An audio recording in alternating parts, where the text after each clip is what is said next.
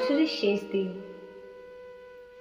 হঠাৎ করে কেমন যেন থমকে গেছে সকালটা। আবার একটু একটু করে সকাল পেরিয়ে দুপুর গড়াবে, তারপর রাত পেরোলেই নতুন বছর।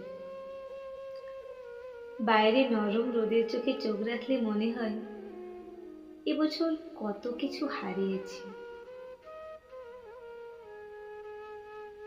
কিছু মানুষ, কিছু বিশ্বাস, নিজের ছোট ছোট অভ্যেস,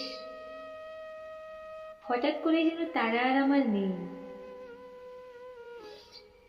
তবু এই হারানোর মধ্য দিয়ে কত কিছু যে ফিরে পেয়েছি। নতুন পথ, নতুন অভিজ্ঞতা, নতুন আশা, নতুন সাহস, আর নিজেকে ভালোবাসার এক রাস তাগিদ।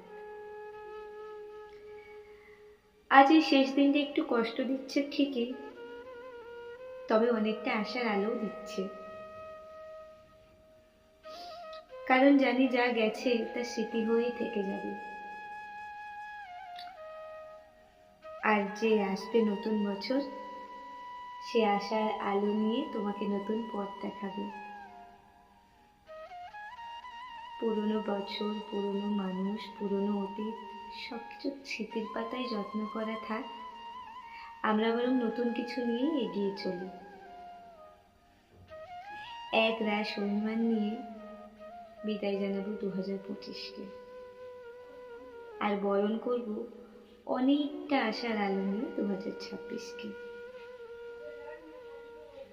আসলে লড়াই করে বেঁচে থাকার আরেক নামই হচ্ছে জীবন। বাঁচতে গেলে লড়াই করতেই হবে, সেটা 25 হোক বা 26।